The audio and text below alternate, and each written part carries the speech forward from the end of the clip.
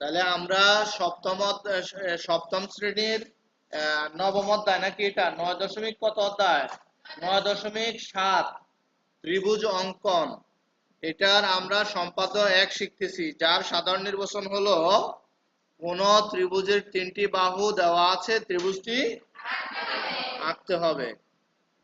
তাহলে মনে করি একটি ত্রিভুজের 3টি বাহু এ বি সি দেওয়া আছে ত্রিভুজটি কি করতে হবে আঁকতে হবে। তাহলে ত্রিভুজ অঙ্কন করার জন্য আমাদেরকে স্কেল এবং পেন্সিল কম্পাস নিতে হবে। আমরা পেন্সিল কম্পাসটা নাও এবং রুলার বা স্কেলটা নাও। তাহলে স্কেল এই যে এখানে আমি এই পেন্সিল কম্পাসটা নিলাম আর আমি এখান থেকে রুলারটা নিলাম, ঠিক আছে। স্কেল। তাহলে তোমরা কি এই দুইটা জিনিস নিছো? এবার আসো আমরা ধাপে ধাপে এই চিত্রটা অঙ্কন করি। প্রথমে আমাদেরকে কি করতে হবে 3টি বাহু নিতে হবে। 3টি বাহু কয়টা নিতে হবে 3টি বাহু নিতে হবে। 3টি বাহুর নাম দেব, একটার নাম দেব এ, আরেকটার নাম দেব বি, আরেকটার নাম দেব সি। তাহলে আমরা প্রথমে একটা বাহু নেই। আমি লাল রং দিয়ে আঁকি, মনে হয় ভালো দেখাবে নাকি? সাদা ভালো দেখায়? আচ্ছা, সাদা। তাহলে যে কোনো একটা আহ, আমরা যে কোনো একটা রশ্মি নিলাম, তারপরে আরেকটি রশ্মি নেই, তারপরে আমরা আরেকটি রশ্মি নেই। তাহলে এই যে 3টি বাহুর দৈর্ঘ্য বলছে, আমরা 3টা বাহুর দৈর্ঘ্য নিয়ে নিলাম, ঠিক আছে। এবং একটার নাম দিলাম আমরা কি এ, আরেকটার নাম দিলাম আমরা কি বি, আরেকটার নাম দিয়ে দিলাম সি। তোমরা এরকম করে 3টি বাহু নাও, 3টা বাহুর দৈর্ঘ্য 3 রকম নাও, নিয়ে তোমরা এর নাম দিয়ে দাও এ বি এবং সি।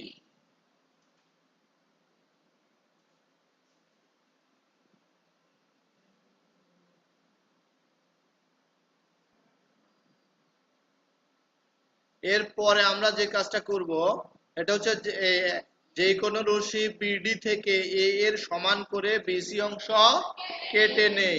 এবার আমরা যে কোনো একটা রশ্মি আঁকবো। প্রথমে আমরা কি করব স্কেলটাকে বসাবো। স্কেল বসায় যে কোনো একটা রশ্মি নেব। তো যে কোনো একটা রশ্মি নেই আমরা। রশ্মিটার কি নাম দেব? রশ্মিটার নাম দেব আমরা বিডি, ঠিক আছে। তো দাও এখানে এই রশ্মিটার নাম দাও কি বি বিডি নাকি? রশ্মিটার নাম দাও বি এবং আরেকটা রশ্মির নাম আরেক মাথায় দাও ডি, ঠিক আছে। রশ্মিটার নাম দিলাম বিডি। এবার বিডি এর কি করো বিডি এর হ্যাঁ বিডি থেকে এ এর সমান করে বিসি অংশ কাটে। তাহলে এখন আমাদের পেন্সিল কম্পাস লাগবে। পেন্সিল কম্পাসটা নাও। পেন্সিল কম্পাসের কাঁটাটাকে তোমরা কি করো এই এর এই প্রান্তের মধ্যে বসাও, ঠিক আছে। বসাতে পারছো? বসাইয়া এই যে পেন্সিলটাকে এটার অপর মাথায় বসাও।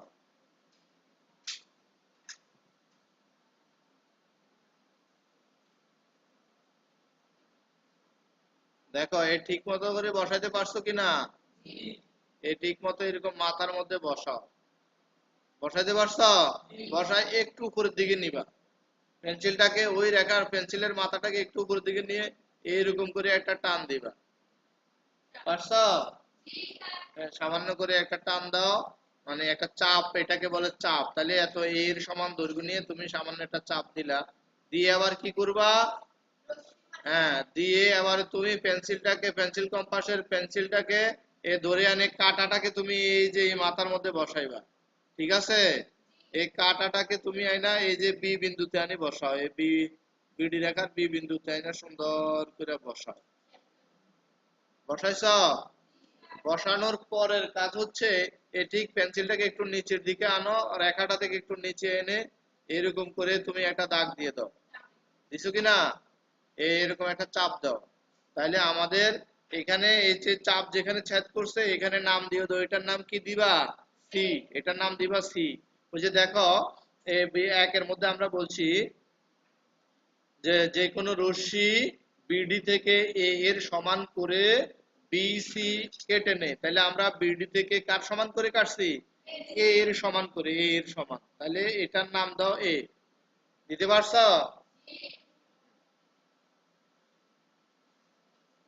তারপরে দেখো তারপরের কাজ কি, তারপরে তোমরা দেখো বি ও সি বিন্দুতে, তাহলে বি এবং সি বিন্দুতে কি করব, যথাক্রমে যথাক্রমে সি, তাহলে বি বিন্দুতে সি এর সমান, তাহলে বি বিন্দুকে কেন্দ্র করে সি এর সমান ব্যাসার্ধ নাও, তাহলে কি করবা, এইবার এখানে প্রথমে তুমি হ্যাঁ এইখানে সি কই, এ সি এর সমান ব্যাসার্ধ নাও, এসি এইভাবে করে এই মাথা, এই যে এইভাবে করে মাথায় নাও, নেওয়ার পরে আগেরটার মতো করে একটু নিচে নিবা, এইভাবে করে একটা টান দিবা, পারবা এইভাবে দিতে পারছো? হ্যাঁ, দিয়ে এইভাবে করে এবার তুমি আবার কোন বিন্দুতে বসাবা, সি বিন্দু বি বিন্দুতে নাকি, এই দেখো বি বিন্দুতে বসাও, বসাইয়া তারপরে এইরকম করে উপরে আনবা, এইরকম করে উপরে এনে কি করবা, এইরকম একটা টান দিবা, ঠিক আছে? পারা যাবে? বুঝতে পারছো নি না? হ্যাঁ, হ্যাঁ বি, এই দেখো আমি আমি আবার দেখো, এই যে দেখো বি বিন্দুতে কাটার বসাইছি, আর দৈর্ঘ্যটা নিচ্ছি কার সমান, সি এর সমান, নিয়ে আমরা এই যে এইভাবে করে এইভাবে করে এই যে এইভাবে করে চাপ দিছি, বুঝা গেছে? বুঝতে পারছো কিনা? তারপরে আবার আমরা কি করব, সি বিন্দুকে কেন্দ্র করে, কাকে কেন্দ্র করে, এই যে সি বিন্দুকে কেন্দ্র করে কার সমান, বি এর সমান, কার সমান করে,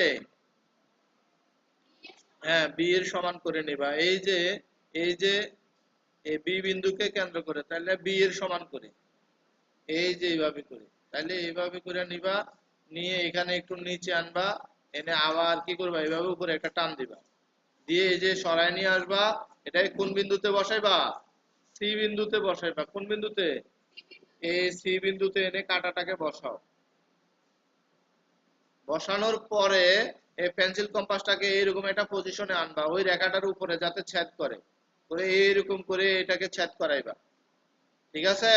তাহলে এটা কোন বিন্দুতে ছেদ করলো, এ বিন্দুতে ছেদ করেছে, ওই দেখো আমরা বলতেছি যে বৃত্তচাপ দুটি পরস্পরকে কোন বিন্দুতে ছেদ করে, এ বিন্দুতে, তাহলে আমরা এই বিন্দুর একটা নাম দিয়ে দেই, এটার নাম হলো কি বিন্দু, এ বিন্দু, এই যে এই বিন্দু, ঠিক আছে?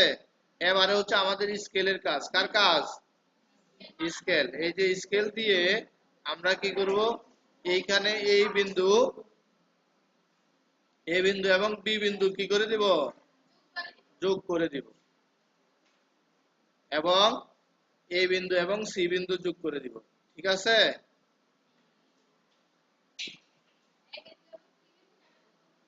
এই যে আমরা এভাবে করে এই বিন্দু আর সি বিন্দু যোগ করে দিব,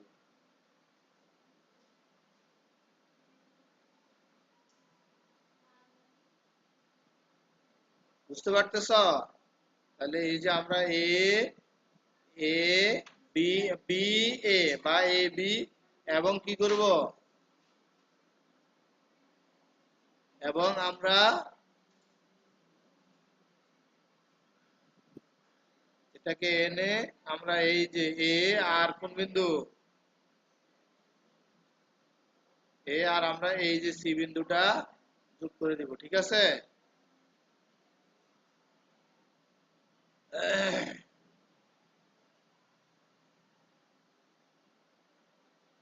এই যে এই বিন্দু এবং কি সি বিন্দুটা যোগ করে দিব, বুঝতে পারতেছো তোমরা?